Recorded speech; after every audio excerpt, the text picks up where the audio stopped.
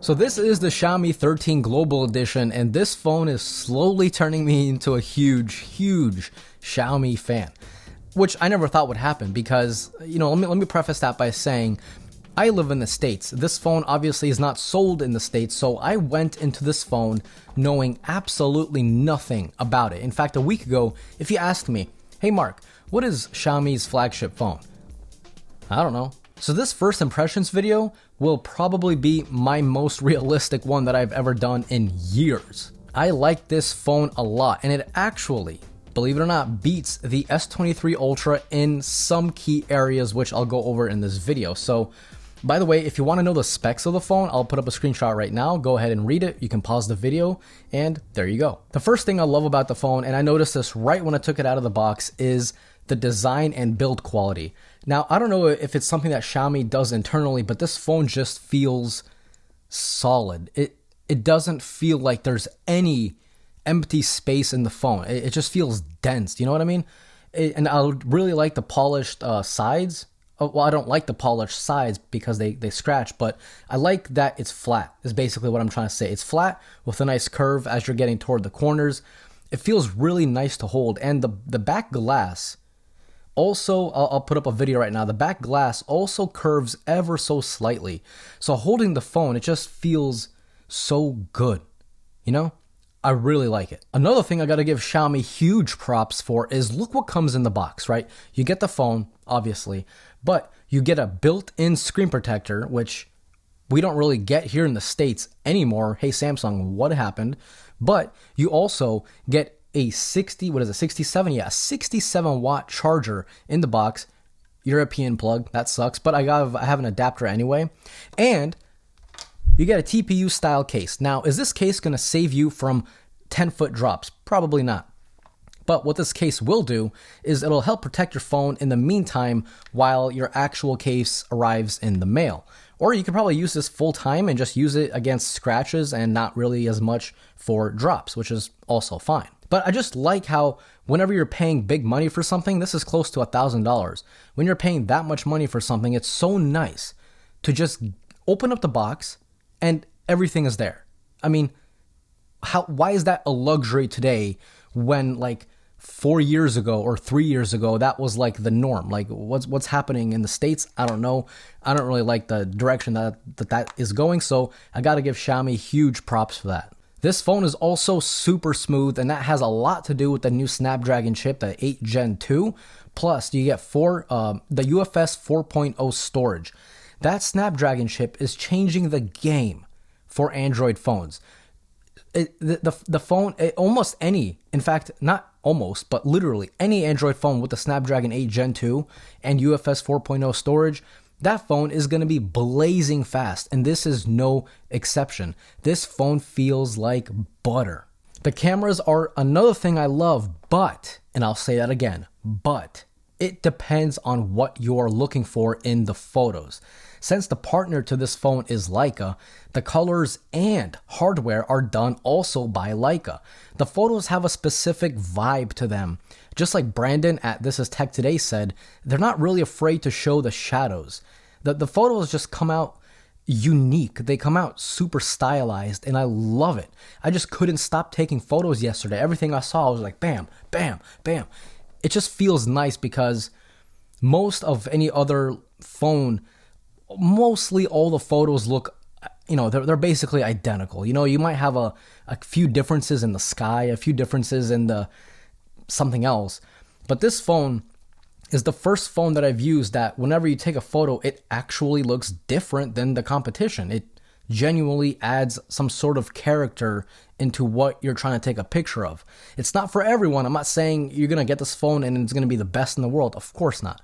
I just like it because it's something different and it just looks pleasant. Now, that's using the Leica Authentic mode. There's also Leica Vibrant, which does make this phone take photos similar to the competition in terms of the colors. So you kind of have two modes to play around with. I prefer Leica Authentic because, again, it's just different and it looks nice. Video recording is just fine. It's nothing too crazy. The maximum resolution this phone goes to is 8K 24, and of course you get your standard options such as 4K 30 and 4K 60 as well. But the thing that shocked me the most, and I couldn't even believe it, this phone handles white balance. Again, this is all preference. Don't attack me, okay, Twitter people? Don't attack me. This is all preference. But this phone handles white balance the way I prefer. So check out this example. One of these photos is the iPhone 14 Pro, and the other photo is the Xiaomi 13. Now, here are the results. Here's what phone took what photo. Here it is, right? So now you guys know. Now, you could say, hey, Mark, the iPhone photo is more realistic because that purple light right there that you guys are seeing on the wall is shining on your face. True. 100%, not going to dispute that. But you could also argue and say, hey, the Xiaomi photo just looks more pleasant regardless if it's not accurate to the scene. So it just depends on what look you're going for. I'm not saying the Xiaomi is 100% better than the iPhone. I'm not saying the iPhone is 100% better than the Xiaomi in that example. I'm just saying it is a drastic difference, and I believe the average person, no tech geek, no YouTuber, just the average person, I think they're clearly going to pick the Xiaomi in this example. And this is what I see normally just taking photos even outdoors. The white balance is just really, really good. Now the front video is actually shockingly bad on this phone. It only goes up to 1080p 30. Yeah, you heard that right. 1080p 30. Hey Xiaomi, I just have a question. Why? Like, why? This has the Snapdragon 8 Gen 2, the most powerful processor that has ever been on Android. What's going on? Not even that, but HDR is also bad on the front-facing camera. Or front-facing video, I should say. When it comes to photos, beautiful. Video, no. Stay away from the video. In fact, if this phone did not have a selfie video, I would be like, all right, yeah, that makes sense. The fingerprint sensor is also so incredibly fast. It's faster than the OnePlus, which was already incredibly fast enough. But check this out. Look, I mean, it's incomprehensible. It's like it's not even reading your finger. It is so fast. Being fast is one thing, but being reliable is another thing. And this is just so reliable.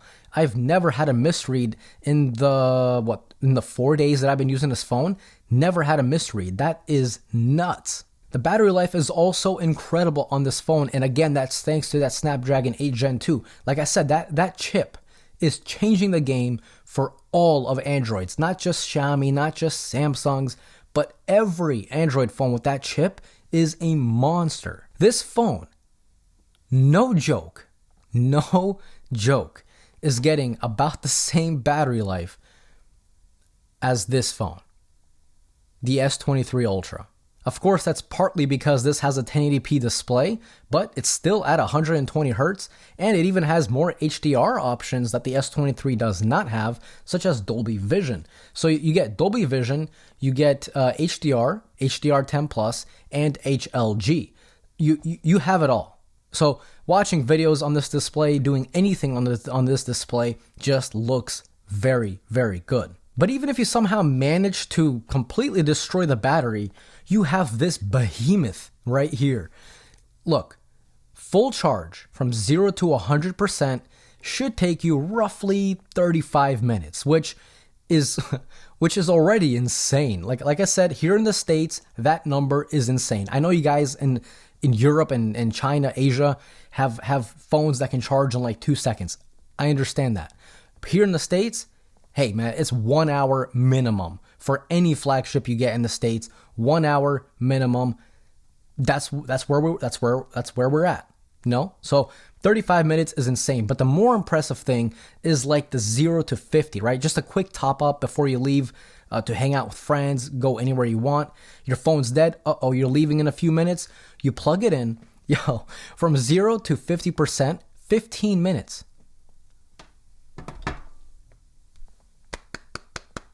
Yay! Xiaomi wins. Not only that, but the display goes up to 1900 nits of brightness, with peak brightness, I should say, not constant brightness, but peak brightness, 1900 nits. That's 100 nits shy of the iPhone 14 Pro. This display, man, is so bright outdoors. It's wild. The always on display is also something that I absolutely love because there are so many customizations and it is super bright to see in basically any setting that you're in. Now the speakers on the phone are pretty good. You are going to be missing a little bit of that deep end, that bass, that rumble that you're going to get with the iPhone 14 Pro or the S23 Ultra, for example. But for what it is, it's good enough. You're not going to be like, huh? What do you say? You're going to be listening to music, watching a few Netflix shows, no problem. It's pretty good. There's a lot of things this phone does right. It's comfortable to hold. The fingerprint sensor is super fast. The phone's battery lasts a long time. The phone charges faster than any phone sold in the US. And the camera system. See, that word on the camera lens, Leica. It's not just colors. I remember when OnePlus came out with Hasselblad, the first generation of Hasselblad, Hasselblad was just controlling the colors of the phone, or the photos. But the actual camera system, the hardware, was still OnePlus, or wherever they outsourced the camera from. But this camera is not only Leica colors, but the actual lenses are also Leica. So you're getting like a true Leica camera in this phone. And like I said, there's a lot of things this phone does right. You even get some cool little neat gimmicks like upscaling your videos to 2K quality. You get some color adjustments as you're watching videos. So this phone is fun. I miss the fun factor of phones. I did a video when I was reviewing the Flip 4, the Galaxy Flip 4. The reason I loved it so much is because I'm just getting tired of the phones sold here in the US, man. They're so boring. They're the same thing. You're not really getting any fun out of it anymore. So when I tried this phone, maybe that's why I like it so much, is because it's just so different. It's running MIUI, which I could see why a lot of people don't like it, but I could also see why a lot of people do like it. So I'm kind of right in the middle. I'm on the fence. I need to play around with this more, and I will because I have my SIM card in here. So it's just a fun phone, and I'm a fan. So depending on how this video does, I will make a like a more in-depth review as time goes on. So again, that all depends on how this video does. If this video gets like no views, then I'm not going to do another Xiaomi video, which kind of sucks because I like the phone. So if you guys do want to see a more in-depth review as time goes on, definitely click that like button. It takes 1 second, and that'll tell me, hey, people want to see it. So that's it. And if you guys are new here, consider subscribing, and there we go. I think I said everything I wanted to. This was Mark from Mark's Tech. Adios.